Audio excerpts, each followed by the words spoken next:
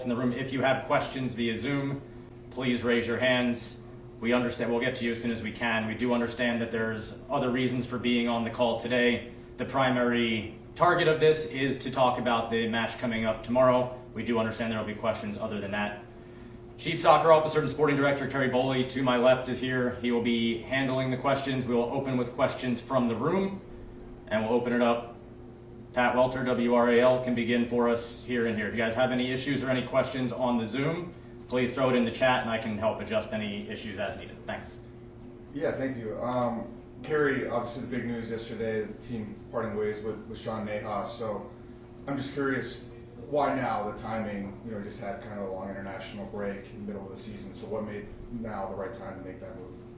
Well, there's multiple factors that go into such a decision. And clearly we're looking forward to finish the season strong. We're on the cusp of the playoffs, so our primary focus is to finish the season strong and hopefully at the end of it achieve our goals. So what was the primary reason to make the change? In situations like this, there's always a multitude of factors that are considered, and a multitude of factors were considered in this situation. The standards of this club are extremely high, and it was felt that there was reasons that we needed to make a change in order to uphold the standards that we expect of North Carolina Courage. And Sean just wasn't the coach of Courage. He's a guy who has deep roots here in North Carolina with the youth programs growing up with Castle and everything. Does that make it even more difficult to part ways? Of course, it's always a difficult situation any time that you part ways with a coach. But as I've said, there's a multitude of factors that have to be considered. And the right decision has to be made in the best interest of the club going forward, and in the best interest of trying to finish this season strong, which starts tomorrow night with 3 points, hopefully at Houston. Sean Nahas, ABC 11. Kerry, we know you when you got the job. You talked in your presser about different things that you wanted to see. How much more change can we expect? After obviously Sean's departure, how much more can we expect to see from your regime, and should we expect more change? I think the first thing is that obviously the expectation of me is to continually raise the standard of this club. It's the most winning club in the NWSL history, that's clear. And the expectation when I was appointed was that I come in to try to raise the standards. I will continue to look for ways that we can be better. That includes looking at myself and what I can be better at every day, and in fact it starts with myself. And then obviously the expectations we have of staff is to continue to drive the performance and develop this club to be a club that competes to win at the top end of this league season after season. And whatever change is needed in order to bring that will be what's necessary, but we always start with where do we want to go, and as a result what do we need to do to get there, and that means getting better every day. And just to follow up and be clear, would you consider his firing to be performance-based? As I've said, there's a multitude of factors that go into such a decision, and there were multiple factors that were considered at this stage. What are you looking for in your next coaching hire? Right now, my only thought is on tomorrow's game. Obviously, we take stock after tomorrow's game, and then we'll start to give some proper thought to what the next steps look like.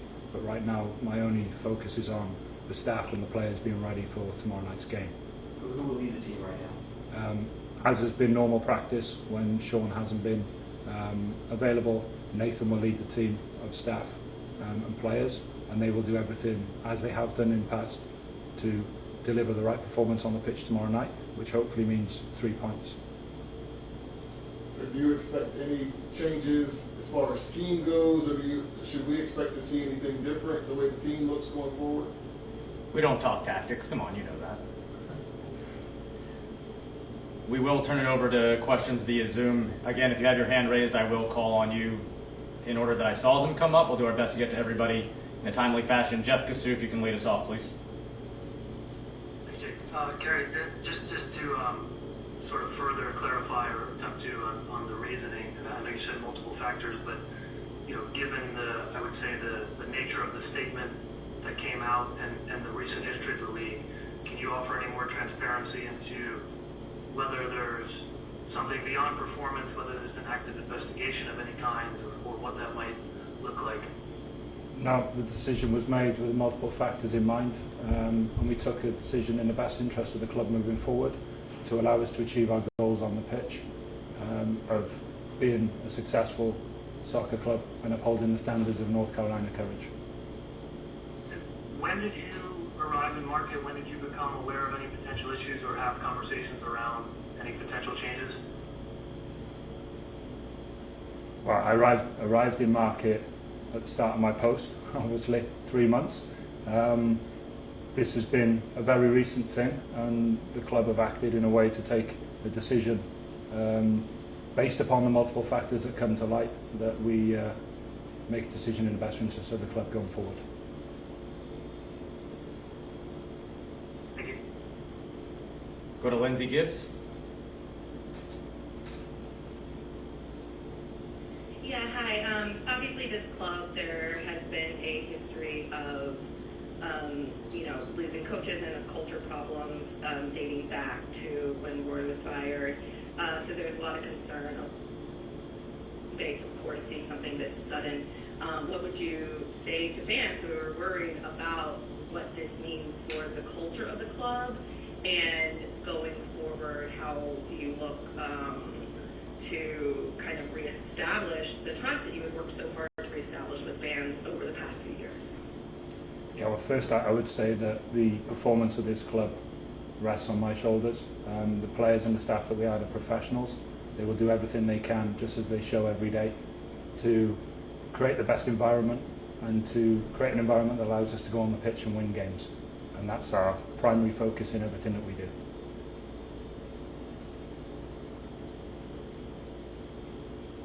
Go to Dan Loletta.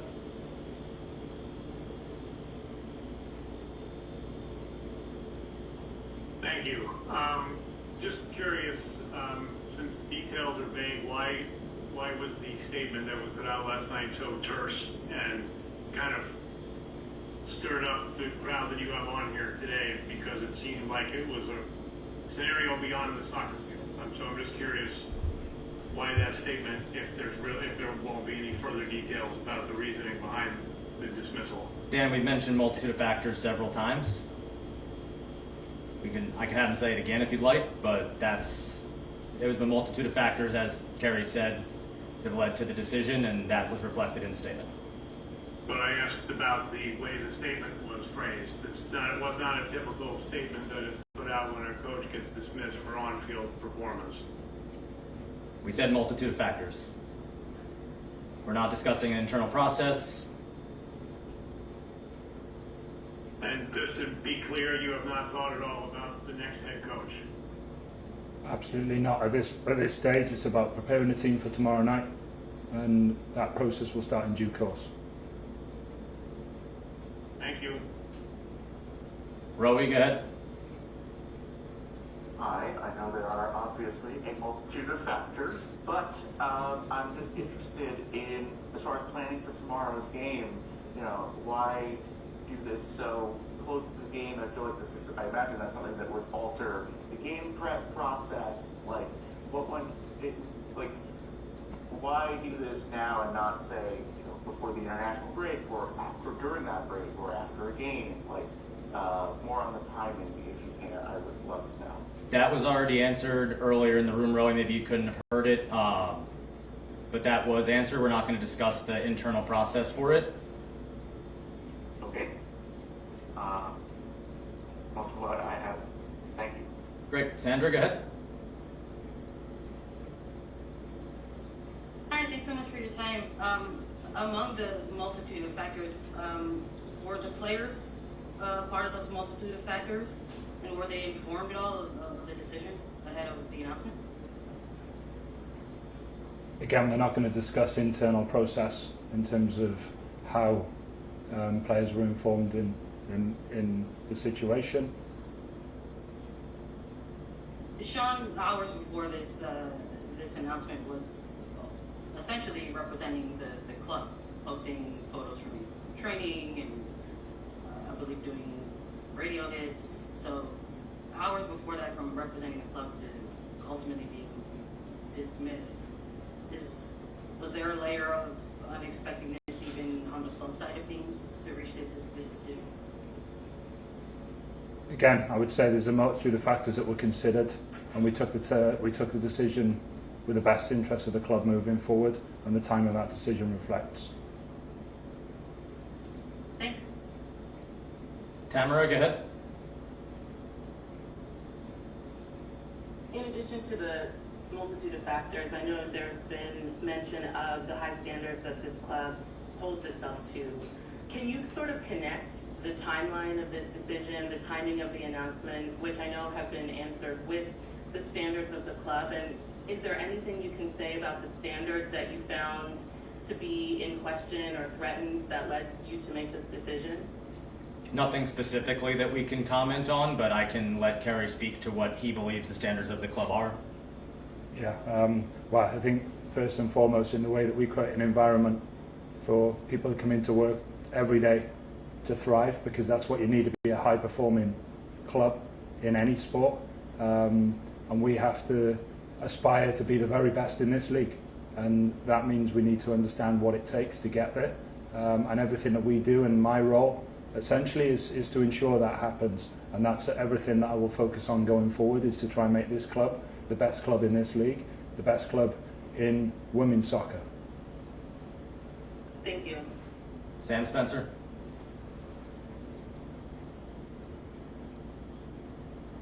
Hi, Kerry. Sam Spencer, Soccer Sheet. From a performance perspective, how is the team going to work to support Nathan going forward so that the team can stay above the playoff line? Yeah, thank you. Well, Nathan's been in this situation before. He's been in this situation this season, right, in terms of preparing the team. He has experience of doing it. The team are ready for these situations when Nathan leads the team. The way that we operate and the way that we work means that staff are able to be able to take control as and when they need to. The players are prepared for that. The preparations for tomorrow night's game will not be any different to what we would usually do. That's another key thing that we'll stick to. And the team that you see out on the pitch will be a team that will represent us in the best way, that will put in the best performance that they can. And I think you'll be familiar with what NC Courage looks like when they take to the pitch. So I don't expect to see anything that looks remarkably different to what we always try to do and what our intentions are in the way that we play the game. While the Shield's going to be challenging mathematically, is there a path to a third star this year? Yeah, of course. There's always a path to it. Now what our role is between now and the end of the season is to map out what that's going to look like, to make sure that every day we're striving to make that happen. And that will be the primary focus for everything that we do, will be based on soccer performance. That's game by game, and that starts tomorrow night. And our focus right now is to try to get 3 points in a difficult match away from home at Houston. And finally for me, what is the morale of the players in the locker room right now? The players are professional, the players are ready to go. They will always try to represent this club in the best way possible, and the morale is a match day -1 with 3 big points on the line tomorrow. Cheers, best of luck tomorrow. Thank you. Trevor, go ahead.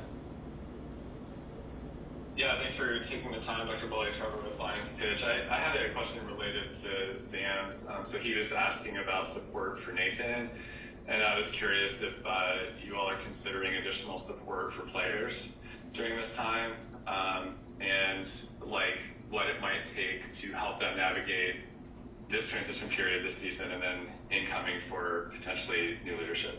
What do you mean by additional support, Trevor? I just wondered if there was any conversations with the league about bringing in extra support for the players. I don't know if there's emotional support that's needed. I was just curious if there's like any kind of infrastructure you all are considering at this time. We always take player support at the utmost importance and always strive to provide the best for our players. That won't change in this situation. All right, thank you. Mike? Thanks, guys. In regards to the future coaching search, Gary, the opportunity for Nathan, is he potentially a candidate to be, first off, is he interim for the remainder of the season, and does he have the pathway to become the next head coach? Right now, it's tomorrow night's game. The only focus is on preparing for tomorrow night's game, and the rest of the process will begin after the game. And all considerations will be taken at that time. But there's nothing further than tomorrow night's game in our focus right now.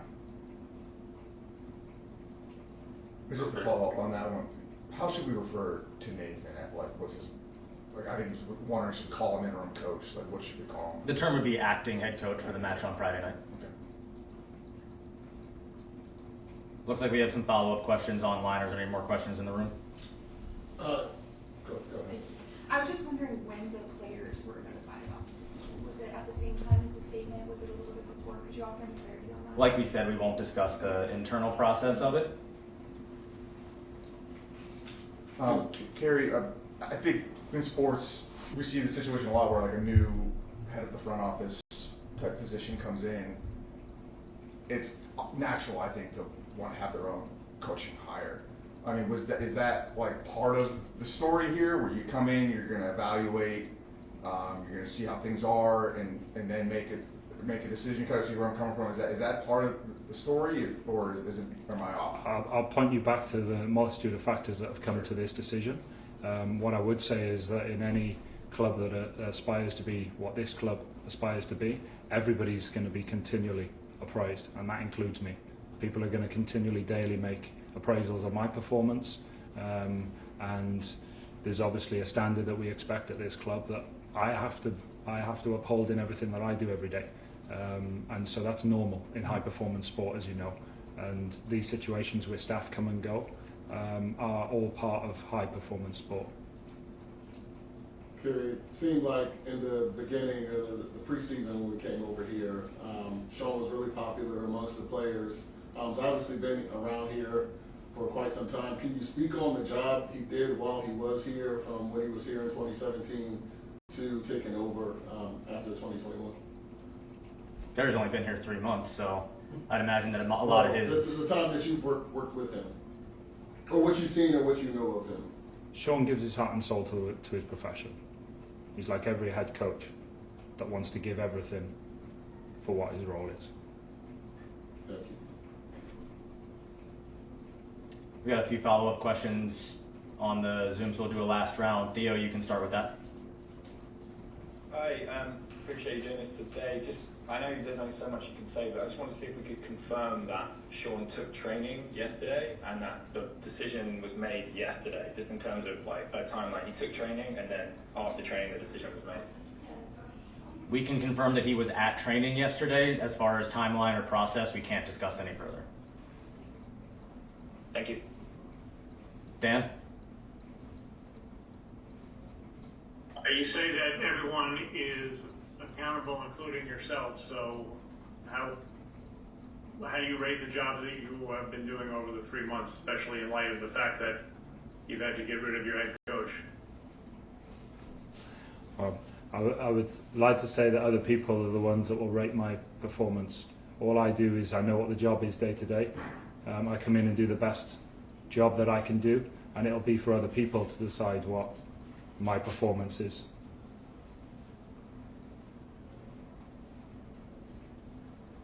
Lindsay? Yeah, was this in any way related to the reason that Sean missed games as a coach earlier this year? We can't comment on process, and it is a multitude of factors, but we have no cause to say that the two were related. Okay. Last call for questions online or from the room. Last one, Pat. I do have one. Kerry, I just would like to, if you could elaborate on maybe just what you've done as far as like implementing anything new or kind of just some of the things you've tried to do or change in your short time here so far. Yeah, I think when you go into a new role, the first thing you do is start to build relationships, right, and understand the environment. And it would be too premature of me to start sitting here claiming that I've done this and I've done that at this stage. I think when you're in a role where you're not directly delivering the practice, it obviously takes longer to be able to implement any new way of working process or such like. So I'm not going to sit here and start to claim I've done this and done that, but I would say that my focus has been on trying to understand this club, understand the people that I'm working with, and get us to a place where we know what we need to do in order to continually drive standards, drive performance, towards a place where this club becomes a winning football club again.